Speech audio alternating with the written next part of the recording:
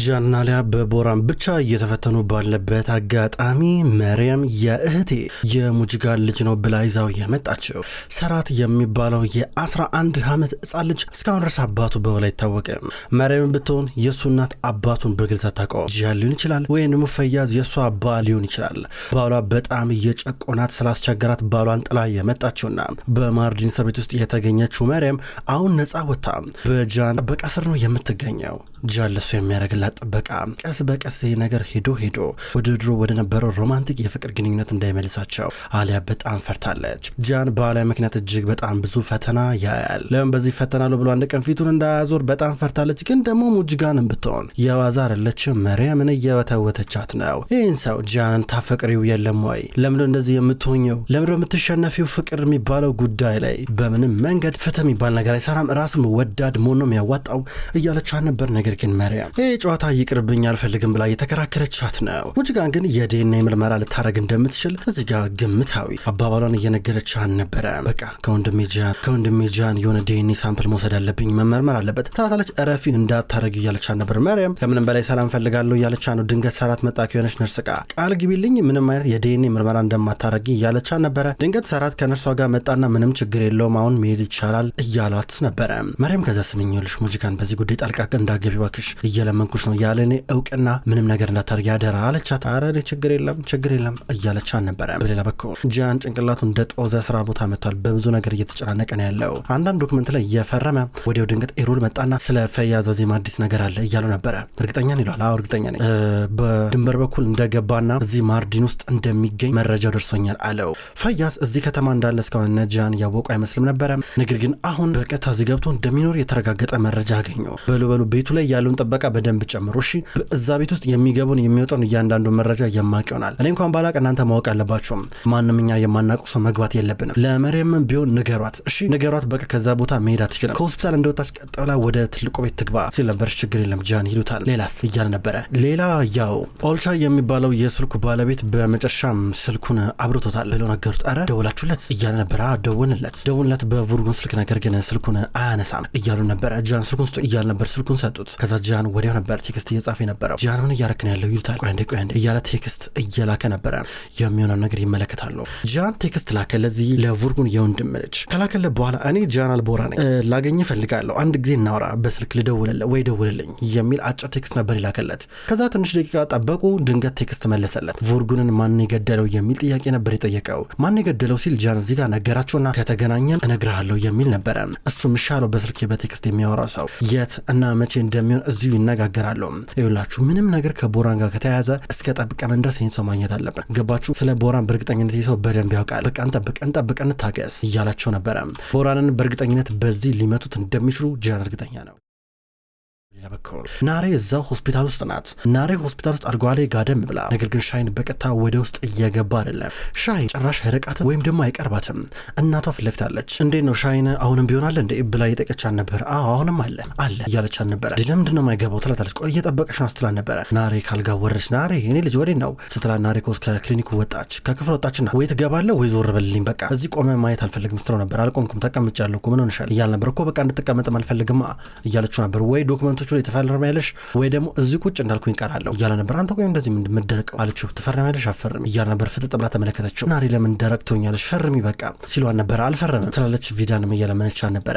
ናሬ ልጁ እንዲወጣ አልፈልግም እያለች ነው። ድንገት ህፃኑ ጃን እየሮጠ መጥቶ አክስቴ ብሎ እያቀፋን ነበረ። አሊያ ማጠገቡ ነበረች። ወለቤት ልንሄድ ነው ወንድሜ ሰራትን ቢሆን አብሮኝ ይመጣል ከሆስፒታል ይወጣል እያለ ነበር። አሊያ ፊቷ ይገለባበጣል። እዚህ ጋር ናሬ የአሊያ ሁኔታ እየገባን ነበረ።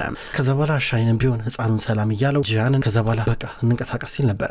ጃን መጣ። እንሂድ ይባባላሉ። ድንገት ያ ከነ አሊያ ቤት ፊት ለፊት ተከራይቶ ያለው ልጅ መጣ። ሲመጣ እዚህ ጋር ጃን ደነገጠና ደሞ ምን ሊሆን መጣ ሲል ነበረ። ጃን ሆስፒታል አይደል እንዴ? ሆስፒታል ሰው አግኝታ ከየት መጣ ለመጣ ይባላል እንዴ ስትለው ነበረ። ከዛ እሱ መጣና እንዴት ነው ለድግሱ ዝግጁ ናቸው ሲል ነበረ። ኬክ የመስራት ዝግጅትና ድግስ እንዳለ በሼፎች የተዘጋጀ ነግሯቸው፣ በዚህ አጋጣሚ ህፃኑ ጃን እሺ ብሎ በደስታ ተቀብሏል። አሊያም እንደዛው። ይሄ ሰው እንደዚህ ብሎ አናግሯቸው ከሄደ በኋላ ኢንጊን ከዛ በኋላ ጃን እዚህ ጋር ምንድነው ነገሩ ብሎ እየጠየቀ አሊያ እንሄዳለን ስትለው ነበረ። ጃን ነገር አልተመቸውም። ነገር ግን አሊያ ለስራ ተጠርታ ትሄዳለች። አይምሮ እንደተበጠበጠ ነው። መሳቅ ጀመረ። ይሄ ሰውዬ ኢንጊን የሚባለው ሰውዬ የገባበት አገባብ በስስ ብልቱ ነበረ። ተናደደበት። ጃን ራሱን ለማረጋጋት እየሞከረ ነው። ይሄ ልጅ ገና ከመውጣቱ ኢንጊን ደወለ። ሄሎ ጃን አልቦራ ይመጣ በቦታዋ በጣም አርፍዶ ነው ከመጣ የሚመጣው። በጣም ብዙ ስራ አለበት ይዛለ ተመቸን ማለት ነው። አንተ የሚፈለግከው ነገር ታረጋለህ እያል ነበረ። ይህን ስልክ አናግሮ ከሆስፒታሉ ግቢ በአጠቃላይ ለቆ እየወጣ ነበረ። አሊያ ተጠርታ ነበረ ሕክምናውን አርጋ ገና እንደወጣች ጃን መጣ። ምን ተፈጠረ ነው የምጠብቀኝ ስትሮ ነበረ። ይሄ ልጅ የኬክ የማብሰል ስነ ስርዓት ምንም ነገር ዝባዝንኬ ፕሮግራም ላይ እንደጠራሽ ለምንድን ያልነገርሽኝ አለ እያለ ነበር። በእናቱ አስተው ነበረ። ዲኒዝ የታላለችው ከናሬጋ ያን ነበር። ለምንድን ያልነገርሽኝ አለ። ምንድነው ችግሩ እያለ ነበር። ምን አረገኝ ይሄ ልጅ? ምንም አላረገኝም እኮ በቃ ነፃ ጊዜ ነበረኝ ልጄን ይዤ እሄዳለሁ ዴኒዝን ገባ አይደለ ምንም ችግር የለም ስትሮ ነበረ። በቃ እያንዳንዱን ነገር ላንተ ሪፖርት ማድረግ አለብኝ አለችው። አለ ለምንድን እንደዚህ የምትሆኚው ስንት ሰዓት ነው እያለ ነበረ። ሰዓቱ ምን ያደርግላል አለችው። ያደርግልኛል ንገሪኝ ሲላት ከምሳሳት በኋላ ስትሮ ነበረ። በዛ ሰዓት አሁን ለምሳሌ አልችልም። እሺ ምንድነው የማረገው እያለ ነበር። እኮ ስራን ስጨርስ ትመጣላ ታዲያ በዛው ጃን የሰራውን ኬክ ትበላለች አለ። ይሄ ቀልድ አይደለም እባክሽ እያለ ነበር። እኔ ስለ ቀልድ መቼ አወራው? ቀልድ ነው አልኩ እያለችው ነበር። ይኸውልሽ ይሄ ፈያዛዝ የሚባለው ሰውዬ ማርዲን ውስጥ ያለው በጣም አደገኛ ሰው ነው፣ ለማንም አይመለስም እያለ ነበር። ከኔ ጋር ታዲያ ምን ያገናኘዋል? ለምን ለኔ ምን ነገረኛ አትንገረኝ እያለችው ነበር። ሂድና ለመሬም ነገራት። እሷ እናንተ መጠበቅ ያለበት እሷ መጠበቅ ነው አንተ ቤት ስራለችው አለ። ታይ እባክሽ እያለ ነበር። ስማ እኔ ምንም የተለየ ነገር አላደረኩም ገባ። ልጄ ኬክ መስራት ይፈልጋል፣ ጥሩ ጊዜ ማሳለፍ ይፈልጋል። በቃ መጨናነቅ ምናምን ነገር አልፈልግም። ጃን ለምሮ የምታጨናንቀኝ እያለችው ነበር። ጃን ተይቀብሽ እያለ ነበር። ጥሩ ጊዜ ለታሳለፍ ይላታል። ጥሩ ጊዜ ላሳለፍ ዴኒስ ጥሩ ጊዜ ሆነለታል ገባ። እንደ ማንኛውም ልጅ ጥሩ ጊዜ ማሳለፍ አለበት።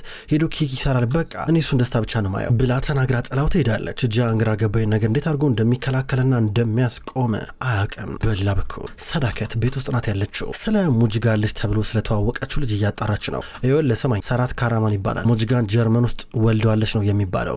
ስማ እያንዳንዱ መረጃ ከተወለደበት ቀን ጀምሮ ያለውን ነገር ታጣራልኛለህ ገባ አይደለ? ሁሉንም ነገር ለኔ የሚያስፈልገውን ነገር ይዘልኝ ትመጣለህ። ትሰማኛለህ አይደለ? አንድም ሳታስቀርኑ ይዘልኝ እንድትመጣ የምፈልገው።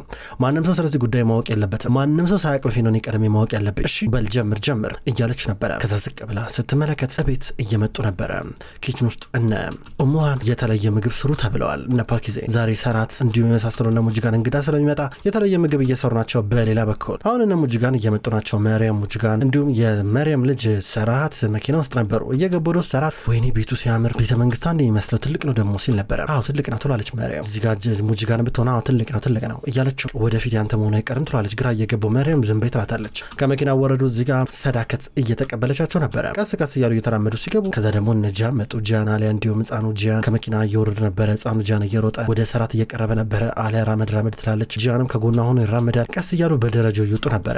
ሰዳከት እነ ሙጅጋንን ተቀበለቻቸው። ከዛ ህፃኑ ጃንና ሰራት አብረው ሆነው ማውራት ጀመሩ። አሊያ እሷ ራሷ ለምን እንደሆነ በማታውቀው ምክንያት ይህ ሰራት የሚባሉ ልጅ ስታዩ ይረብሻታል። ጭራሽ ደግሞ ተሰብስበው ቤት መጡ። ከዛ እነ ሙጅጋን የትኛው ክፍል እንደሚሆኑ ክፍላቸውን እንድታሳያቸው እዚህ ጋር እየላከቻት ነበረ ፓኪዜ። ከዛ ተበታትነው ሊዱ ናቸው። ሰራትና ጃን እንጫወት ተባብለው ወደ መኝታ ክፍል ገቡ። በአንድ በኩል መርያም በቀጥታ ሙጅጋን ይዛት ወደ መኝታ ክፍል እየሄደች ነበረ። ሰራከት አየቻቸውና ጃንና አለ ዞሩላት ሄዳለች። ጃን ከዛ ለና ወደ ላይ እንውጣ እያለን ነበረ። ወደ ላይኛው ፎጋ ወጡ። እዚህ ጋር ሰራከት በመስኮት ስታያቸው ነበረ። እንግዲህ ያው እራት እዚህ እንድንበላ ትፈልግ ሆነ አይመስለኝም። ጃን ዴኒዝ አብሮኝ እንዲሆን ፈልጋለሁ ገባራል። እንዲርቀኝ አልፈልግም አለችው። እኮ ተነጋገርን እኮ የምታመሹ ምን ችግር አለው እያለን ነበረ። አልፈልግም አለችው። እሺ ልጋብዝሽ እኔ ደስ እንዲል እያለን ነበረ። እምቢ አለችው። እዚህ መቆየት አልፈልግም እያለች ነው። ድንገት ሰዳከት ከቦራን እየተደወለላን ነበረ። ከዛ በኋላ በቀጥታ ወደ መኝታ ክፍሏ መጣችና ስልኩን እያነሳች ነበረ። ምን ፈለክ ስትሮ ነበረ። የሙጅጋን ልጅ በጣም አድጓል ትልቅ ነው። እንዴ ሙጅጋን በየትኛው አጋጣሚ ነው የወለደችው? ማያሬ ነገር አልገባኝም እያለ ነበረ። እኔ በምን ላቅል እችላለሁ? ምን አገባኝ እኔ ስትሮ ነበረ። እማዬ ስንት አመቱ ነው ብሎ ጠየቃት። ዝም አለችው። እማዬ ተመልከች ንገረኝ፣ እኔ አሁን ሆስፒታል መጥቻለሁ። እዚህ ማንም የለም። ሙጅጋንና ልጇ ወደ ቤት እንደገቡ እርግጠኛ ነኝ። ምን እየሆነ ነው ያለው እዚህ ጋር ምንድነው ነገር ውስጥ ነው ነበረ። ስማኔ የሚሆነውን እያንዳንዱ ነገር ለአንተ ሪፖርት ማድረግ አለብኝ እንዴ? በቃ እንደ እንግዳ ተቀበለናቸዋል እያለችው ነበረ። እማዬ ስሚ አንድ ነገር እኔ ያለኔ ፍቃድ የምታደርጊ ከሆነ በእውነት በጣም ትሳሳቻለሽ። ከባድ ነው የሚሆንብሽ ገባሽ? ለማንም ያለምንም ምክንያት በርሽ እንደማትከፍች አውቃለሁ። ከዚህ ሁሉ ጀርባ ምንድን ነው ያለው ይላታል። ምንም የለም በቃ የልጅ ልጅ ሰራት እንዲመጣ ፈልጓል። የሙጅጋን ልጅ ገባ። ከዛኔ ማመጣቸው ሌላ ምን ፈልገ ነው አለችው። እድሜው ስንት ነው እማዬ? እድሜውን ንገሪኝ አላት። እኔ በምን አውቃለሁ ስትሮ ነበረ። ታውቂያለሽ እማዬ ይሄ ላንቺ ከባድ ነገር አይሆንም። ልታታየኝ ከሞከርሽ አደባባይ ላይ ሄጄ ከጀመል ጋር ስለነበረሽ ግንኙነት እናገራለሁ ብሎ ስልኩን ዘጋውና መኪና ውስጥ ገባ። ከዛ ሰዳከት ወይኔ አምላኬ ይህ ልጅ ግን ለምንድን ነው የወለድኩት? ልክ እንደ ጀመል እባብ ሆነ እኮ ሰይጣን ሆነ። ቦራን ምንም ነገር ቢኖር አንተ ቀድመኝ ልታውቃት ትችላል። ስለዚህ ጉዳይ ቀድሜ ያውቃለሁ ምንም አታመጣም ስትል ነበረ። አሁን መርየም ሙጅጋንን መኝታ ክፍል ይዛት መጣች። አንቺ እዚህ ጋር ተኛለች፣ ሰራት እዚህ ጋር ይተኛል፣ ቆንጆ አልጋ አዘጋጅተውላቸዋል ስትላን ነበረ።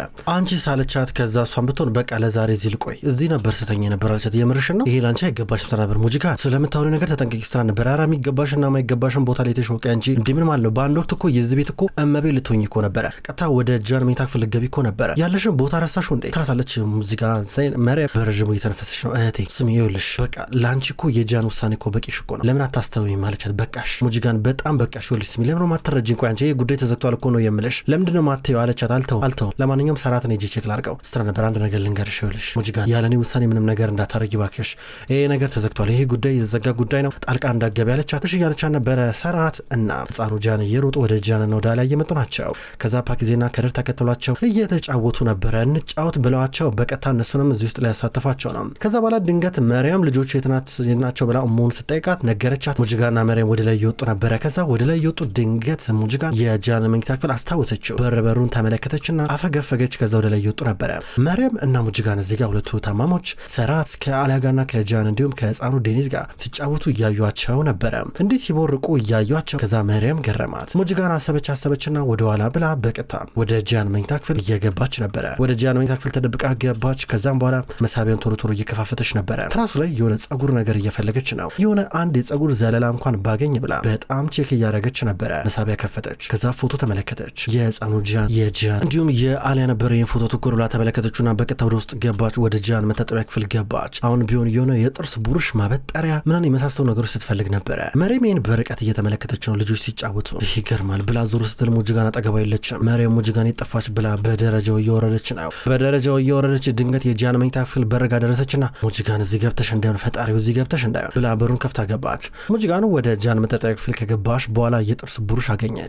የጥርስ ቡሩሹን አንስታ ልትወስደው ደብቃ ስትሞክር በድንገት መርየም መጣች። አንጩ ብላ ታገለቻት። እዚህ ጋር ሙጅጋን በጣም ታግላ ልትቀበላ ስትል ነገር ግን መርየም የበለጠ ታገለቻትና የጥርስ ቡሩሹን ተቀበለቻት፣ ወረወረችባት። ከዛ እየታገሉ ነበር። ድንገት አሊያ ተደውሎ ነው ሲሲ ቆይ አንዴ ብላ እየተደወለላን ነበረ። የናሬን ጉዳይ በተመለከተ ነበረ። አንድ ጊዜ ቆይ ላፕቶፕ ላይ መረጃ መውሰድ አለብኝ ብላ ስትሄድ ጃን እዚህ ጋር እየተከተላ ነበረ። እነ ከድርና እነ ፓኪ ሁለቱን ህፃን ልጆች ማጫወት ጀመሩ። እዚህ ጋር መርየምና ሙጅጋን እየተጣሉ ናቸው። መርየም ሙጅጋን አያገባሽም እያለቻት፣ ሙጅጋን ደግሞ ጣልቃ ትግቢ እያለቻት ሁለቱ ሲነታረኩ ድንገት ነበር አሊያና ጃን በሩን ከፍተው ገቡ። ደንግጠው አዩአቸው። ሁለቱ ታማሞችም አዩአቸው። አሊያ ደነገጠች፣ ድንግርግር አለች። ከዛ ጃን ምን ተፈጠረ መርየም እያለ ነበረ። እንትን ሙጅጋን እኮ ክፍል ተደበላለቀባትና መኝታ ክፍላችን ከአንተ ክፍል ቀጥሎ አይደለ ይሄ መስሏት ገብቷ ነው። በቃ እኔ ደግሞ ልጣራት መጥቼ ነው ይቅርታ ብላ እየወጣች ነበረ። እንዴት ያይዘው እየወጡ ሰዳከት አየቻቸው። ምን ተፈጠረ ብላ ጠየቀቻቸው። አይ ሙጅጋን ክላስ ተደባልቆባት የአቶ ጃን ክፍል ገብታን ይቅርታ ወይዘሮ ሰዳከት ብላ በደረጃው እየወጣች ነበር ከእህቷ ጋር። ጃንም እየወጣ ነበረ። ሰዳከት ዞር ብላ እነ ጃንን ተመለከታቸዋለች። ከዛ ላይ ደግሞ ላፕቶፕ ውስጥ ነው ያለው አለችው። አዋላት ስራዋን ልትሰራ እየገባች ነበረ።